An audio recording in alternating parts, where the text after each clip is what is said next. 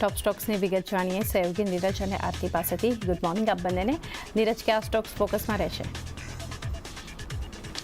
जी good morning. અને આજે સૌથી પહેલાં M&M પર નજર કરીએ, કારણ કે તેમણે SUV અને કમર્શિયલ વ્હીકલ બંનેના પ્રાઇસ વધારા માટેની જાહેરાત કરી છે। 1 એપ્રિલથી ગાડીઓની પ્રાઇસ અહીંયાથી 3% સુધી વધારશે।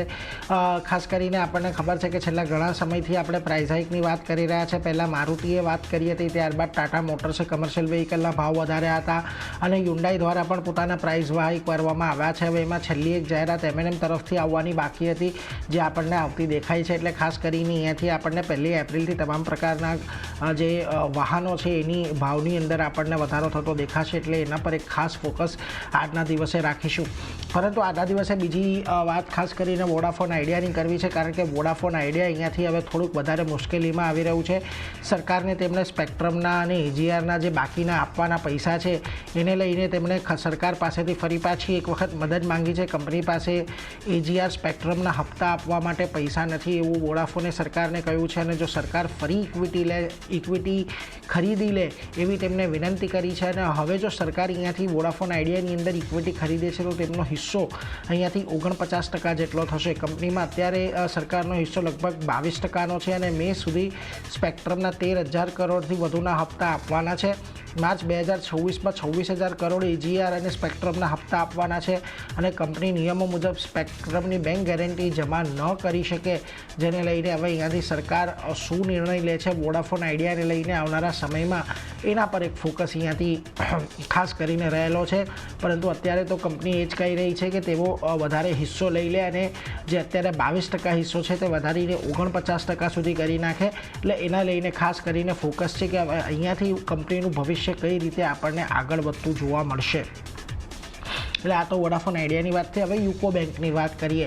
યુકો બેંકની અંદર QIP લોન્ચ કર્યો છે। 2,000 કરોડનો QIP માટેની પ્રાઇસ 34.27 છે। CMPથી લગભગ 10% ડિસ્કાઉન્ટ પર QIP પ્રાઇસ છે અને 5% ડિસ્કાઉન્ટ પર ફ્લોર પ્રાઇસ છે। એટલે આજના દિવસે તમને અહીંયાથી યુકો બેંકની અંદર થોડો ઘણો ઘટાડો આવે 5% એની એક ખાસ અહીંયાથી ધ્યાન રાખજો। QIP લોન્ચ કર્યો છે એટલે અહીંયાથી ઘટાડો ચોક્કસથી આવશે।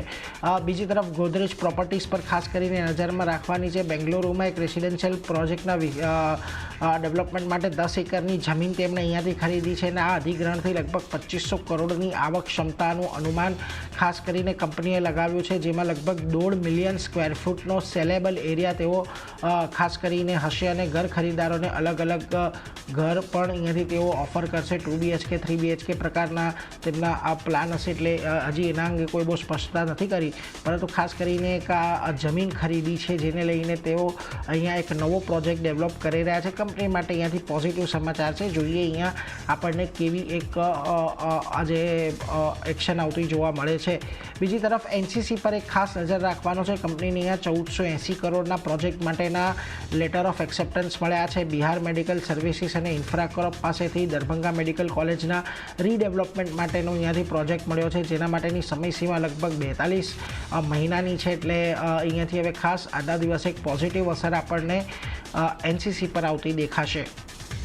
બીજી તરફ L&T પર ખાસ ધ્યાન રાખજો। સુબ્રમણ્યમ શર્માની L&T એલિવેટ્સના ડેપ્યુટી MD અને પ્રેસિડેન્ટ તરીકે નિમણૂક કરવામાં આવી છે। 2 એપ્રિલથી તેઓ ડેપ્યુટી MD અને પ્રેસિડેન્ટ તરીકે પદ સંભાળશે અને હાલમાં તેઓ કંપનીના એનર્જીના હોલ ટાઈમ ડિરેક્ટર અને પ્રેસિડેન્ટ છે, એટલે એના પર એક ખાસ ફોકસ રાખવાનું છે। આ ઉપરાંત બોર્ડે 12,000 કરોડ સુધીના લોંગ ટર્મ બોરોઈંગ માટેની મંજૂરી આપી છે અને કંપની લોન દ્વારા 12,000 કરોડ રૂપિયા એકત્ર કરશે એવું કહ્યું છે। એટલા માટે L&T પર પણ આજના દિવસે ખાસ ફોકસ અહીંયાથી રહેશે। બીજી તરફ રિલાયન્સ માટેનું ખાસ ધ્યાન છે। અહીંયાથી નોયાન શિપયાર્ડમાં લગભગ 74%નું અધિગ્રહણ કર્યું છે। હવે વેલ્સપન કોર્પ પાસે આ નોયાન શિપયાર્ડ હતી અને વેલ્સપન કોર્પે રિલાયન્સને 74% હિસ્સો વેચ્યો છે। 382 કરોડમાં આ હિસ્સાનું અધિગ્રહણ કરવામાં આવ્યું છે। એટલે રિલાયન્સ હવે અહીંયાથી શિપયાર્ડ બિઝનેસની અંદર પણ પ્રવેશી રહ્યું છે। એટલે જોકે કેપ્ટિવ માટે છે કે શેના માટે છે એના અંગેની કોઈ સ્પષ્ટતા નથી, પરંતુ ખાસ કરીને અહીંયાથી રિલાયન્સ પર પણ પણ એક ફોકસ તો રહેશે. બીજી તરફ ડૉક્ટર રેડ્ડીઝ તરફ ધ્યાન રાખજો. યુએસની સબસિડરી છે ડૉક્ટર રેડ્ડીઝ લેબોરેટરી લ્યુઇસિયા LLC. આની અંદર તેમણે પોતાનો હિસ્સો વેચ્યો છે. ઇસ્યુ કરેલા આઉટસ્ટેન્ડિંગ મેમ્બરશિપ ઇન્ટરેસ્ટનો જે હિસ્સો છે તે અહીંયાથી ખાસ કરીને વેચ્યો છે, એટલે એના પર એક ખાસ ફોકસ રહેશે. અને છેલ્લે મારા તરફથી એલેમ્બિક ફાર્માનું ખાસ ધ્યાન રાખવાનું છે. વડોદરાના પાદરા તાલુકાના કરખાડીમાં આવેલા તેમના યુનિટને USFDA પાસેથી ક્લીન ચીટ મળી છે. આ API 3 યુનિટ છે. 17થી 21 માર્ચની વચ્ચે અહીંયા તપાસ હાથ ધરવામાં આવી હતી અને કોઈપણ અવલોકન અહીંયાથી નથી મળ્યા, એટલે કંપની માટે એક પોઝિટિવ સમાચાર છે. એટલે આ બધા પર એક ખાસ આજે નજર રાખવાની છે. M&M ખાસ કરીને વોડા એરિયા પર આજે શું એક્શન આવે છે એના પર એક નજર રાખીશું. યુકો બેંક દબાણ સાથે ખુલશે અને એલેમ્બિક ફાર્મા આજે એક પોઝિટિવ તમને બતાવી શકે છે. એટલે આ બધા સ્ટોક પર તો ખાસ ધ્યાન રાખવાનું છે. પરંતુ આરતી, તમારા લિસ્ટમાં કયા સ્ટોક છે આજે કે જ્યાં ખાસ નજર રાખીશું? જેને પણ ઘણા બધા કાઉન્ટર છે. શરૂઆત અપોલો હોસ્પિટલ સાથે કરીએ તો અહીંયા હિસ્સો ખરીદવાના સમાચાર આવી રહ્યા છે. કીમેડમાં 11.2% હિસ્સાનું ખરીદી જે છે તે ત્યાંથી કંપનીએ કરી છે અને લગભગ 625.43 કરોડમાં હિસ્સો ખરીદવામાં આવ્યો છે. તો એને કારણે એક ફોકસ અપોલો હોસ્પિટલ પર રાખવાનું રહેશે. નેક્સ્ટ કાઉન્ટર પાવર ગ્રીડનું કાઉન્ટર છે. અહીંયા હિસ્સો વેચવાના સમાચાર આવી રહ્યા છે. કંપનીએ પોતાની 20% સબસિડરીમાં હિસ્સો વેચ્યો છે અને 20 સબસિડરીમાં હિસ્સો વેચ્યો છે ખાસ કરીને, અને આ 20 સબસિડરીમાં હિસ્સો વેચી લગભગ 424.2 કરોડ કંપનીએ એકત્ર કર્યા છે. તો અહીંયા થોડી ઘણી એક નેગેટિવ ઇમ્પેક્ટ આપણને સ્ટોક બતાવી શકે છે. ફોકસ પાવર ગ્રીડ પર રાખવાનું રહેશે. PFCની વાત કરી લઈએ તો અહીંયા ખાસ કરીને નવી સ્પેશિયલ પર્પઝ વ્હીકલ બનાવી છે કંપનીએ. સબસિડરી કંપની છે PFC કન્સલ્ટિંગ. તેમણે આ નવી સ્પેશિયલ પર્પઝ વ્હીકલ બનાવ્યું છે અને NESS ધારાશિવ ટ્રાન્સમિશન અને NESS નવી મુંબઈ ટ્રાન્સમિશન 2 SPVs જે છે તે આ બંને જે કન્સલ્ટિંગ પર્પઝ વ્હીકલ બનાવ્યું છે એમાં એક ફોકસ અને પોઝિટિવિટી આપણને PFC બતાવી શકે છે. ધ્યાન રાખવાનું રહેશે. નેક્સ્ટ કાઉન્ટર ઓલા ઇલેક્ટ્રિકનું કાઉન્ટર છે. અહીંયા 3 સ્કૂટરની ડિલિવરી ખાસ કરીને શરૂ કરવાના સમાચાર આવી રહ્યા છે. પોઝિટિવિટી સ્ટોક બતાવી શકે છે. સમગ્ર ભારતમાં S1 Gen 3 સ્કૂટરની ડિલિવરી કંપનીએ શરૂ કરી છે, જેમાં S1 X2 કિલોવોલ્ટ અવર્સની વાત કરી લઈએ અને ગોઝ માટેની શરૂઆતી પ્રાઇસ જોયો તો 79,999 રૂપિયા આપણને રહેતી દેખાઈ રહી છે. અને S1 Pro પ્લસની જો આપણે વાત કરી લઈએ જે 5.3 કિલોવોલ્ટ અવર્સ છે એની માટેની શરૂઆતી પ્રાઇસની વાત કરી લઈએ તો 1,69,999 આપણને રહેતી દેખાઈ રહી છે.